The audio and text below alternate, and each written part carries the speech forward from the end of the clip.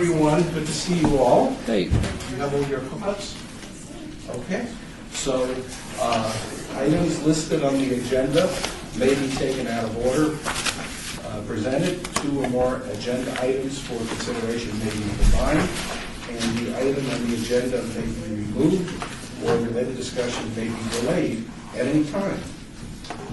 Backup material for this agenda may be obtained from Luann Holmes, City Clerk, at the City Clerk's office at 495 South Main Street, 2nd floor, or on the city's website, www.lotspacenevada.gov. So, having said that, we'll call it to order, and are we in compliance with the open meeting law? Yes, we are. Okay, very good then. And then this is an opportunity for public comments only for those things that are not on the agenda. I'm sorry. Oh, roll call. We got to take roll call before we have public comments. So let's go for roll call. Okay. Chair White, excused. Commissioner Sherman? Here. Commissioner McCurdy? Excused. Commissioner Aker? Excused. Commissioner Armenian? Here. Commissioner Becker? Here. Commissioner Gabray? Here. Commissioner Niger? Here. Commissioner Schultz? Present. Commissioner Henley? Here. Commissioner Lozano? Here. Commissioner Breer? Here. Commissioner Aspley? Here. Commissioner Howard? Here. Commissioner Bono? Excused. You have a quorum. Thank you. You're welcome. Okay, and again, thanks everyone for showing up and being here on time. So, again, public comments during this portion of the agenda must be limited to matters on the agenda for action. If you wish to be heard, give your name for the record, the amount of discussion as well as the amount of time for any single speaker is allowed may be limited. So, is there anyone here who wishes to make comments on items on the agenda? Okay, so since there isn't anyone, we'll go ahead and move to the next agenda item. Possible action to approve the final minutes from, by reference, of the regular meeting of February 6th of 2018. Commissioner Sherman? Commissioner Sherman, for the record, in the minutes, I was wondering if we could truncate the sentence that describes the Napier Place Park, where it says Lisa Sherman said it was a jewel in the desert, and take out in the middle of nowhere. I did probably, I might have said that, but I don't think that's very fair in the consulate and the fire station next door. And I was just wondering if we could take out in the middle of nowhere out of the minutes if it's not relevant to the portion. I don't think so. Okay, so without, so is there any objection to taking out the middle of nowhere? Okay, so make that note, please. So are there any other comments on the minutes, or do I hear a motion to accept the minutes as presented with the modification by Commissioner Sherman? So moved. Is there a second? Second. Okay, all in favor? Aye. Aye. So consider these minutes as amended, accepted. So our next report will be from, where is, thank you, are in the back. So report by the Department of Public Safety on issues at City of Las Vegas facilities and parks, all wards. Lisa, come forward. Good to see you. Hello, Officer McGregor. Report for February shows that we had a total of 77 arrests, 122 citations were issued, 77 warning citations were issued, and 105 incident reports. 42% of all arrests took place inside of City Park. 32% took place on Fremont Street. 60% of the citations were issued either inside City Park or Fremont Street. Auto burglaries have been a big problem. We had a big incident at the Big League of Dreams and an incident at Oasis Lot, Las Vegas and Ogden, one of our parking lots. February 12th, Deputy City Marshal Major provided security and assistance to service providers who were contacting transient persons in the downtown area, the MORE team, which works with Metro, helping homeless people. February 12th, we also had Deputy City Marshal Lipschitz assisted Metro in rapid response in an encampment abatement prior to a VIP tour of the area. Deputy City Marshal Hakram provided a courtesy ride for a subject to the Homeless Resource Center to receive assistance that's located at 1401 North Las Vegas Boulevard, and that'll be going 24 hours soon. That's our hope. February 12th, also Betty Wilson Park, Deputy Marshals Gaetan, Cooper, Lipschitz, Hakam assisted Metro and school police at an operation targeting guns and narcotics being run in and out of Cimarron High School. What that entailed was a huge operation where they showed up at Cimarron, all the agencies showed up at Cimarron High School in the morning, pretty much locked down the campus to include the parking lot. That's why you had so many people, so many different agencies, and searched everybody and everything to include cars. And they did that 2 days in a row. Just because of a lot of intelligence they had gathered going on with Cimarron. Also that same day, City Council chambers, Deputy City Marshals Sergeant Major Busey, Ortiz, Punzelin, and Sergeant Patton provided security for a contentious City Council addressing the possible city annexation of some county land. That went on a couple different times, but that also happened this month. February 15th, Lorenzi Park, Deputy City Marshal Acom identified a stolen vehicle leaving the park with the occupants. We ran the plate. The vehicle came back stolen. It's occupied. Occupants are considered to be armed and dangerous. Request Metro assistance. The car was stopped. The car was impounded, and all subjects were arrested. They were charged with possession of stolen vehicle and other related charges. February 18th, took a report for a theft of $10,000 worth of soccer jerseys from a tent at Betty Wilson Park during the soccer competition going on there. There's a possible suspect identified. The arrest may be taking place tonight or tomorrow, but it'll be closed in a minute. February 21st, Marshals and Criminal Investigations Unit conducted a knock and talk investigation on a previous crime from a couple months ago, and they did arrest the subject. Also, Deputy City Marshal vehicle was broadsided in the evening hours by a distracted driver who ran a red light. That driver was cited. The marshal was taken to the hospital and was able to report back to work the following day. And also, we've been working with Palo Verde High School and our adjacent property, Veterans Memorial, and we've been conducting surveillance.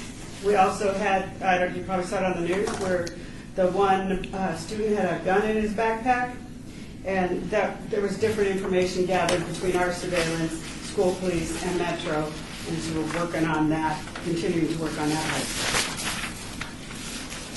Thank you, Lisa. So, Commissioners, do you have questions for our public safety representative about any of the reported items or any other matters that weren't reported that you want to know about? So, being that there are no questions or other matters, thank you very, very much. Thank you. Pleasure. So, our next item on the agenda, which was a vague from the last meeting, is a report by Steve Link, Operations and Maintenance Urban Forester, regarding the Memorial Tree Park, Memorial Tree Program in the parks. All aboard. Steve, it's yours. Thank you. Hi, everybody. Stephen Glenn, Urban Forester for the City of Las Vegas.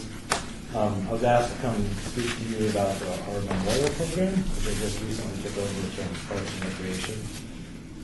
We offer four types of memorials: a plaque on an existing tree, a new tree planted with a plaque, a memorial bench with a plaque embedded in it, or a memorial pedestal. I've passed around the application form and our kind of standard operating procedures for you guys to look at. And if you have any questions, my email's on my card. Feel free to contact me. So the way the process works is I'm usually contacted by phone or email by someone looking to do a memorial. And at that time, we'll kind of discuss the scope and the costs involved and decide on a park and type of memorial that suits their needs.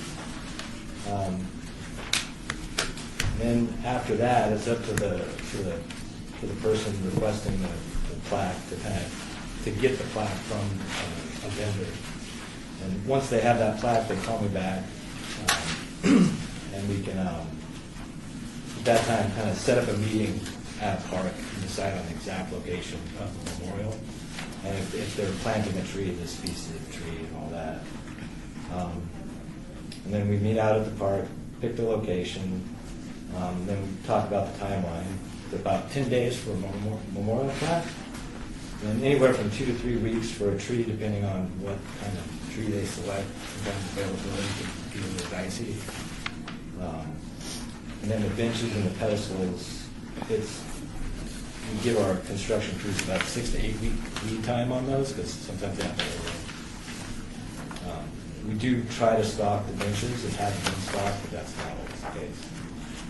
And then after that, once it's all complete, I'll give them either an email or a phone call just to let them know it's done.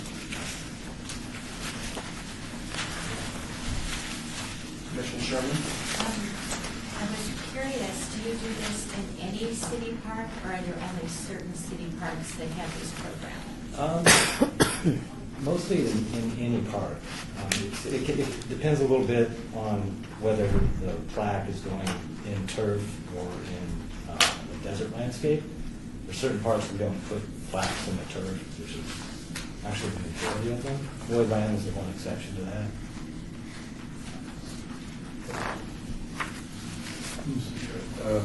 Andy Armenian, question. What's the most popular out of the four? Actually, it's the plaque on an existing tree. It runs about $145, 100 payable to the city and $45 to the plaque vendor. I get 2 or 3 of those easily a month. Okay. And my second question is the plaque has to be dedicated to an individual, or it could be dedicated to an organization as well? It can be either.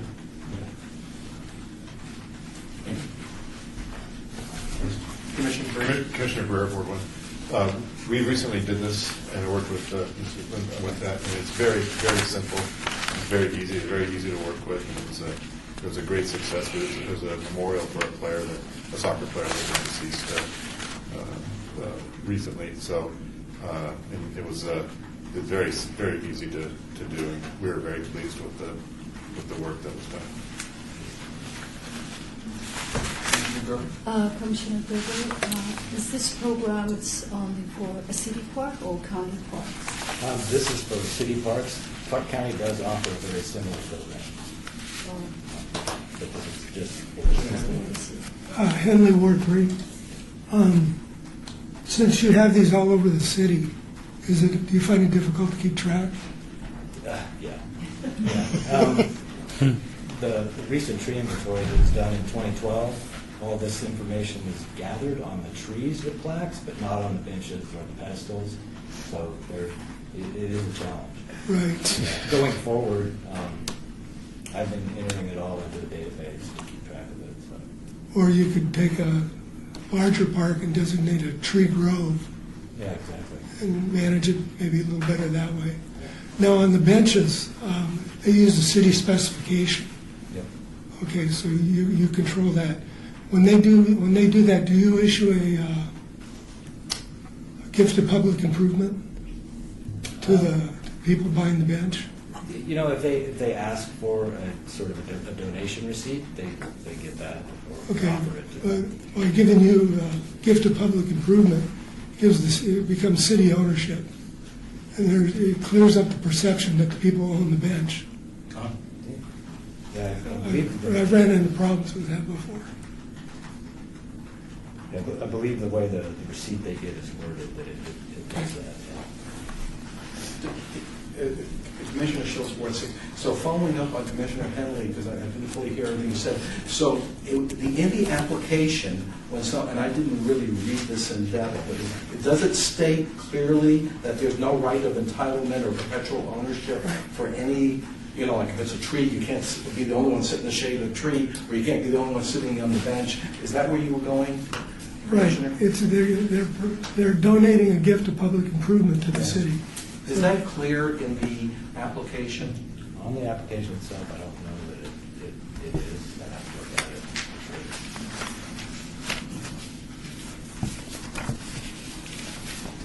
it. Are there other questions? So I have another one. So to the extent that something that is placed as a memorial, to the extent that it might require maintenance, like cleaning or polishing or whatever, is that part of the program as well? In terms of how that's paid for? Like, for instance, if you have a plaque and the plaque gets dull or faded or whatever, or the words are not legible, does it get refreshed or renewed over time? If the plaque is broken or lost, if we have a record of it and we can replace it, we do. In terms of wearing, they don't really wear it too much. Okay, if there's nothing else. Yes, Commissioner Fennell, out of curiosity, what trees do you offer as a selection of trees? What type of trees? Yeah, it's really specific to the park that's chosen. Okay. I have a standing list of trees that I modify for each requester, depending on the park they want to use and the plant palette that exists in that park.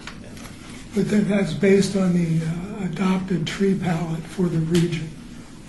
Somewhat, yes. It's You're not going to introduce redwoods here. no. Thank you. Okay, Steve, thank you so very much for enlightening us. I didn't even know the program existed, so I absolutely learned something. Thank you. Thank you. Okay, so let's move on to item number 7 on the agenda, report by Kathy Martinez, Senior Management Analyst regarding the Department's Financial Assistance Program.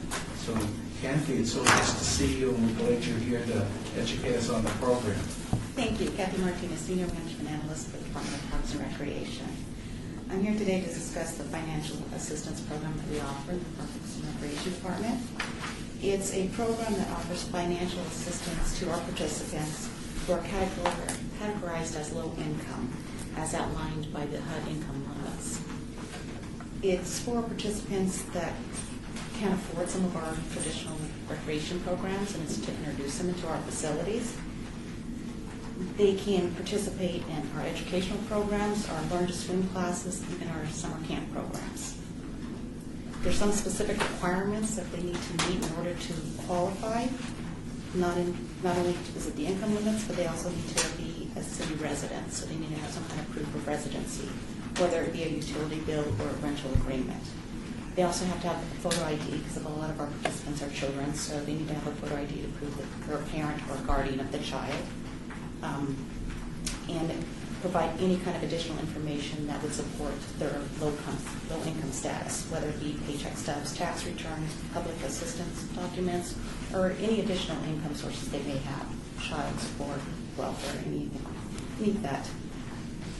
If the application is approved, the applicant can receive up to $900 for a fiscal year for each individual. The funding offsets the actual cost of the program. They are still required to pay a percentage. They can pay either 25% or 50%, depending on where they qualify. We fund this program annually. We fund it with $100,000, and the demand is definitely more than that, but that's the limit we have. And as of this year, we've already allocated $96,000 for fiscal year 18. Majority of that funding is used for our summer camp programs. There's a huge demand for child care in the summer months.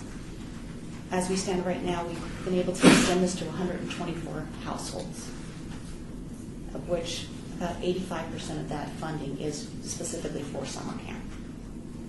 So there's definitely a demand there. We've extended this program to one of our facilities at Stupak. We're going to start this summer with a program called the Stupak Enrichment Program.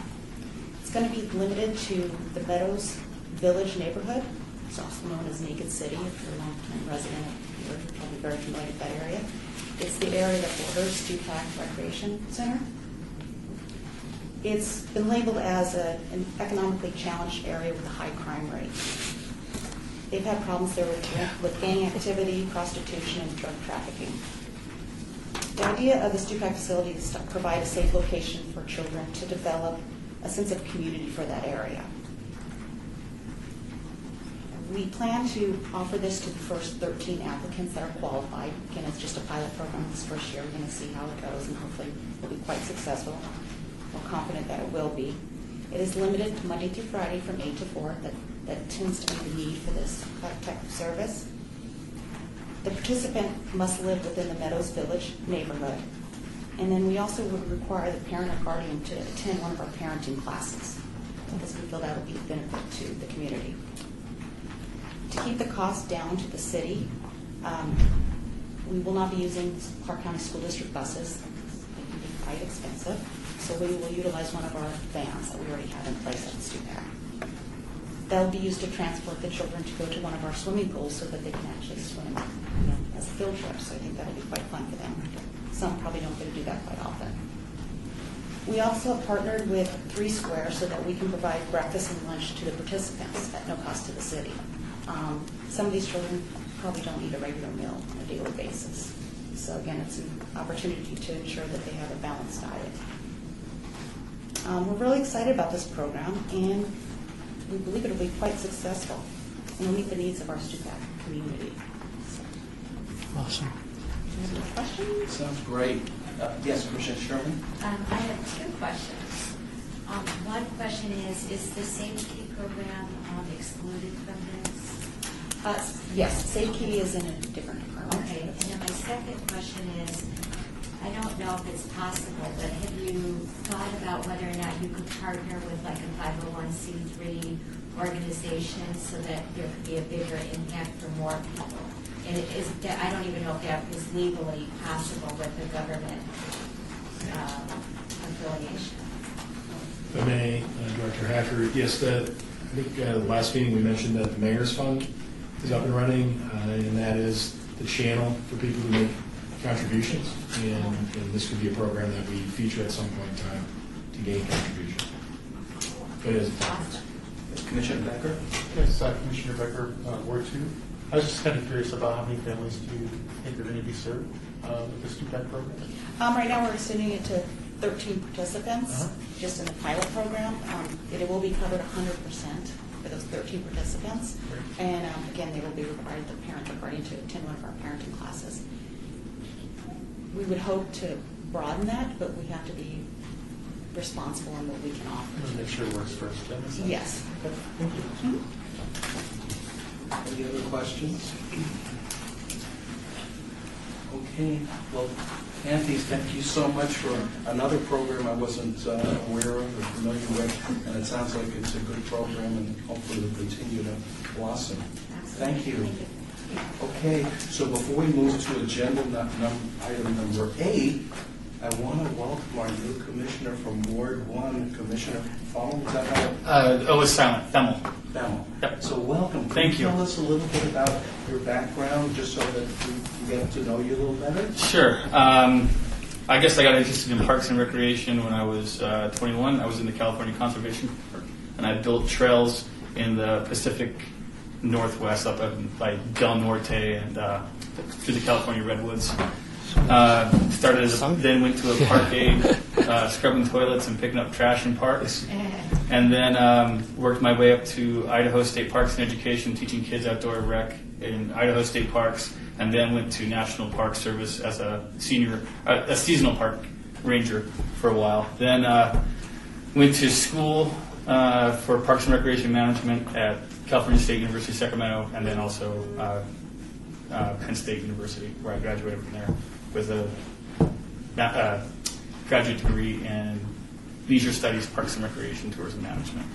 So now I work with the Keolis, running the buses here up in downtown and throughout the city. I'm a road supervisor, and I respond to all the stuff that happens in the city on our buses. Those are the free buses, right? The free buses, yes. Yeah. When you go to First Friday, those are the buses that leave from this That's right. parking lot that go all the way down. That's right. Yeah. Okay. So those are good buses. It's thinking about transportation and tourism, and they go hand in hand. And it's a great way to help out the city and be a service as well. So it's a pleasure to be here because I can get my foot back into Parks and Rec and be of help to the city. So thanks for having me. Thank you, and you have a very interesting, rich background, very apropos the mission of this group, and I'm sure you'll be helping us learn more too as time goes on. Well, I hope I have something to teach. But Well, very good, thank you, Yeah. and again, welcome. So with that, let's move on to agenda number 8, and that is the report by commission members regarding parks, issues, and events within their council wards and at large. So, Elizabeth, did you want to start? Did you want to start? Did you want to? Oh, no, I didn't. Okay. Anybody?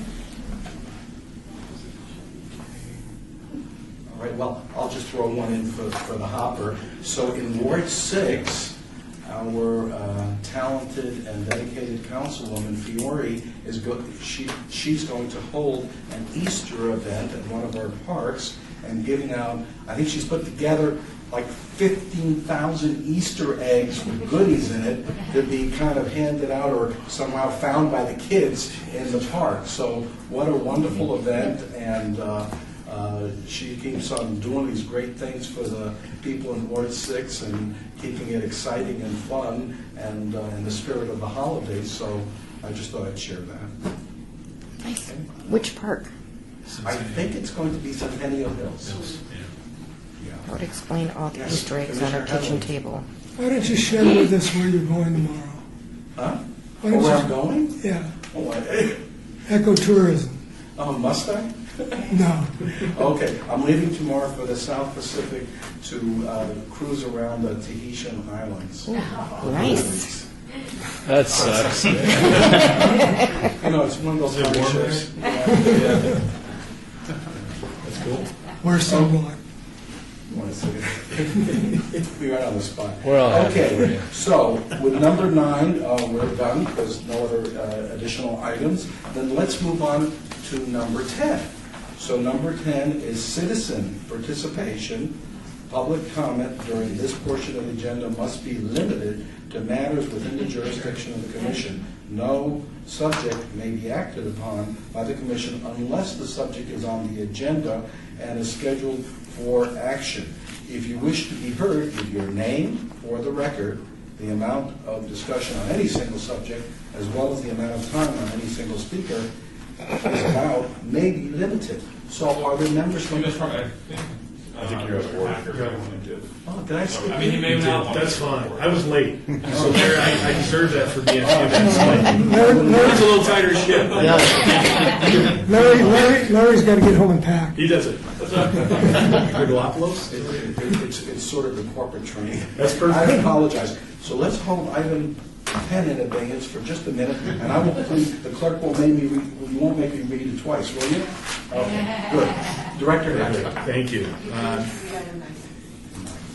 Do you need to read that? Okay, report by Tim Hacker, Parks and Recreation Director, regarding upcoming Department of Parks and Recreation activities, all boards. Thank you. Seth, for keeping me honest. Thank you, Chairman. Just a couple of items to note. The Bluegrass Festival is at Centennial Hills Park, Saturday, March 24th, 2 to 8 p.m. And there's music, food trucks, kid activities for the kids. Our Stupak Community Center neighborhood baby showers, something new to me, but it's Wednesday, March 21st, 11 to 12:30 p.m. And a mother can pick a new and/or gently used baby items. Vendors will be on site to offer a variety of services. They accept donations as well there. Again, building community in and around that area and getting them needs, not wants, but needs, so that they can have a great lifestyle in that area. Spring Expo, Las Vegas Senior Center, Dula Gym and Municipal Pool, Saturday, April 7th, from 11 to 1. And it's facility tours, class demos, food trucks, games for the kids and activities, and it's really intended to try to bring in the neighborhood. If you realize where that's at, Bonanza and Las Vegas Boulevard, right on the north side, the 95, and there are neighborhoods there separated by really big wide streets, and we're trying to get them to come over and look at the facilities that are there and hopefully gain some customers and patrons in that regard. And then summer camp and aquatics programs, the registration starts online April 3rd and in person April 5th, so we get those people that go online a couple of days advanced opportunity, and that actually means a lot when it comes to summer camp, because if the site fills up, somebody wants to go to Marabelli, they may have to go to Cimarron Rose instead. So Cimarron Rose, Veterans Memorial, Stupak, Doolittle, Adaptive, Mirabelli, and East Las Vegas all offer some kind of summer camp programming. That's the busiest time of year for Parks and Recreation is summer camp. So other than that, we're going around and looking at our business plans as a mid-year review for all of our centers. That's keeping us kind of busy right now. We're also going through city budget.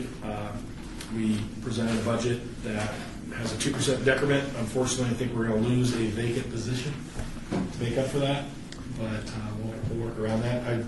Frankly, I was not going to cut dollars to programs anymore, cut that as much as I felt comfortable, so we don't want to affect or have an impact on our programs.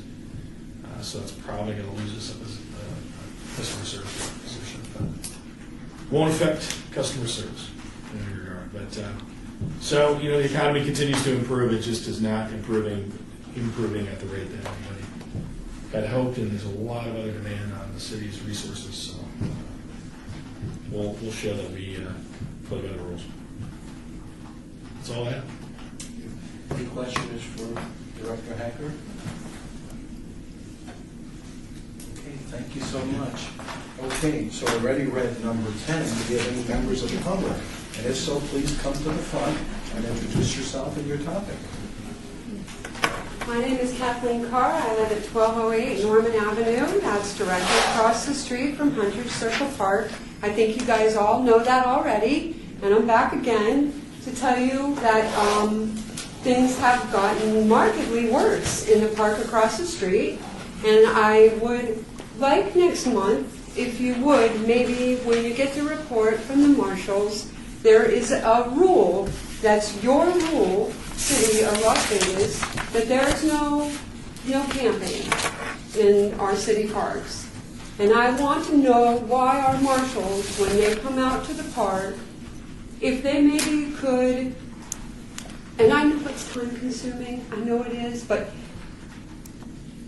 I'm a volunteer. This is consuming my time too. I mean, it consumes Metro's time when they come out. It consumes everybody's time. I think when the marshals are there, I think it would be a fine idea for them to roust everybody in that park. And when I say roust, I say, what I really mean is to ask each and every individual, are you awake? Are you okay? Hello, how are you? How's your day? To make sure that people are awake and not sleeping, also known as camping in our park. And isn't that something you guys can do? You're shaking your head no. Why is that a no? If you'd like, Director Hacker, I don't know what hours of the day you're talking about, but a person sleeping in the park is not camping during operational hours. That's not decided by the City of Las Vegas. That was decided by the appellate court in California, by the federal appellate court. So if a person wants to lay in a park and sleep during operational hours, they can do that. There's nothing we can do about that. Well, why do we have in our rules that say no camping? Yeah, well, I'm not going to debate it. I just explained to you that the federal courts have already defined what is camping, what isn't camping. What's Our camping? marshals, after hours, somebody cannot be habitating, sleeping in a park after hours. And so if that park closes at 8 o'clock at night, anybody from 8 until it opens the next morning is not to be sleeping. And so the best vehicle or avenue is to call the Metro or call city marshals and see if they would respond. What about just having our marshals do a well check on everybody that's at the park? I mean, if somebody appears to be This a is Director concert, Hacker. Again, I'm not going to get into anything. I'm not over the Department of Public Services. I'll pass along your concerns to the department. And I would advise you that next time you're here and you see something there, that you could and would you want me to express those? Like, I look and I don't see your agenda online prior to your meetings. It's on the Sire site, Is it, so right? if you Is go it directly to the it- Sire site, right? it's How always there. often? How often in advance do you guys put that on It's there? more than a week in advance, I think. City clerk. So, okay, all right. So, and would you say that I would do that when they get up and make their presentation to you, or I would do that at the beginning of your meeting? So this is really, in terms of public safety, okay, this is what they're here for, is to make a report on public safety. So the question is, and quite frankly, I have fallen asleep in parks during the day. On the bench, I would just beat, the sun's hitting me, and I just doze off. I'd be pretty upset if somebody rousted me while I'm taking a couple of Z's. Now, having said that, I've never fallen asleep in park in non-operational hours. Okay, 'cause I'm not in the park in non-operational hours. Is this occurring during non-operational hours? You know, I'll tell you, I'm just trying every possible avenue to clean up a neighborhood park. So I'm saying, and these are people that are asleep, that are in this park, camped out from 8 in the morning when the park is open until 5 in the afternoon when the park is closed. So they're not there afterwards. But my question is, if we say there's no camping in the park, it does, I mean, for all intents and purposes, it does appear that people are camped out in the park. I mean, they're certainly not leaving the park. Well, So I'm just trying whatever avenue I can. I think, you know, the officer, she's typically still there in the lobby, so maybe as you're going down, you could stop and talk to her. But this seems to be a question of what is permissible from a law enforcement perspective, given court rulings, which we have to defer to court rulings, because we can't just do things arbitrarily that are not in harmony with judicial pronouncements. And so these matters have to be looked at in that context, and the liaison for those matters is the Public Safety Marshal's Office. The program, the Parks and Recreation program, is programmatically focused, and it's programmatically focused to have sports and wellness and the programs at the community center and all that. It's not the primary purpose. The primary function of public safety is the city's marshal's office. And certainly, you know, they're here before the meeting, they're here at any time, you can communicate with them over the phone. There's all kinds of ways, and I certainly wouldn't wait for this meeting, but again, they will have to... Yeah, I never know. I'm trying something every month with you guys. I'll be back next month with another Look, you don't have to thing. wait for a month. You can communicate it as soon as you have a concern, and they will then tell you whether they feel it is a concern or not a concern. So don't wait until this meeting for next month. You can, that's within your ability, but we recommend that you do communicate that sooner rather than later, and you get a disposition as to whether your concern is valid or invalid, given the rules and regulations and the judicial Well, but it pronouncements. doesn't sound like it. It doesn't sound like it is. And I know that the city doesn't want to go through a whole nother lawsuit over this specific part, but I'm looking for some kind of help somewhere. And that's it. Okay, thank you. Thank you for sharing. Okay, Commissioner Henley? I got a question. Henley, Ward 2. Does Hunt Ridge Park have its own hours? Yes, sure. 8 to 5? Yes. Are there any other questions or concerns by any of the other commissioners? Yes, Commissioner Ashley? Just a suggestion, isn't this something that should be taken up with the council? Yes, yeah. Again, Director Hacker, it is, I appreciate and understand the frustration of this resident, as I do residents across the city, about countless parks. Because we have issues with people that are deemed to be, deemed by some users not to be using park appropriately. I don't disagree with that. But, the councilman's office, and I think we've suggested that before, is always a good place to start and direct your concerns, and that park falls in Councilman Coffin's ward. He's quite aware, and I got to tell you, is very in tune with trying to get issues there resolved. So, but adding to the voice never hurts. And again, as we go through this budget cycle, I know that public safety is seeking more officers. They can't be everywhere at once. They've got a lot of ground to cover, and so more officers could help potentially address some of those issues. But when it comes to sleeping in the park during operational hours, unfortunately, the Ninth Circuit Appellate Court took that away from the city in all jurisdictions in how many states by their ruling, which is contrary to rulings in other parts of the United States. But I'm not an attorney. I can't explain that. I just know that that's the rule of law that we. We could solve that if we closed that park for a couple of hours every day during the day. We could have just de-escalation period. I know I'm out of turn, I'm Yeah, sorry. so Commissioner Becker? Yeah, Commissioner Becker, Ward 2. I was just kind of curious, because I've heard of Hunter's Park reports for several years now. Many people, and I was just wondering, has any progress been made, or is there any measures that have been implemented that have been proven effective over that course of time? Or maybe this is a time to revisit it, because I feel like the tension from the residents seems to be escalating, and not just this one particular resident, but multiple residents that we've seen over the last few meetings. And with that in mind, I mean, is there something that could be done at least to show some level of progress on behalf of the city?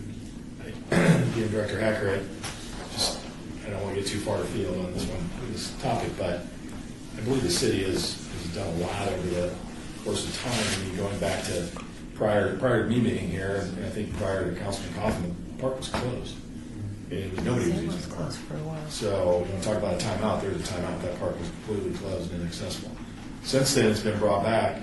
Councilman Kaufman saw an asset that should be enjoyed by the community. Hours have changed. We shortened hours. Vegetation has been trimmed and changed. So, when there's activities that are unbecoming of any human being going on, they can see it. Locking of bathrooms and whatnot. So there's been a lot done. There are other proposals to take away grass from underneath the tree's drip line, replace it with ornamental rocks.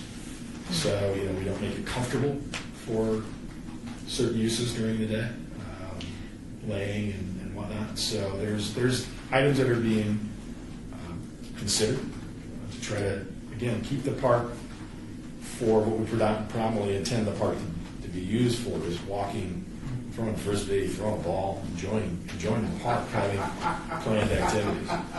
But So Director Hacker, is the reshaping or restructuring of the parks and landscape to mitigate abuse or unintended purposes, is that within the scope of the Parks and Recreation Department, or is that an operation and maintenance function? Yeah, thank you, Chair. No, that's operations and maintenance. And so there are a variety of plans that are being considered by operations and maintenance in conjunction with Councilman's office. Okay. And that it applies to Hunt Ridge and in Ward 3? Okay. Yes. And that's in other parks. And other ones, but that is on the agenda, Hunt Ridge, for this reshaping. Okay. Yes. Commissioner Howard? Melody Howard.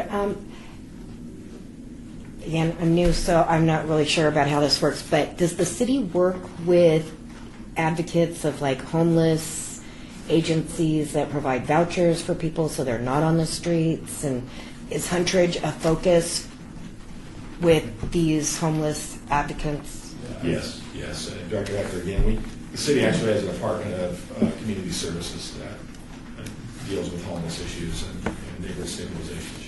I think that, just to respond further, I think there's been a benchmarking program recently initiated with the city of San Antonio to look at some of their homeless programs to see whether those programs would make sense in the city of Las Vegas. Try something different, new, to address the root cause of homelessness and to try to improve the life of the individuals that are affected by that.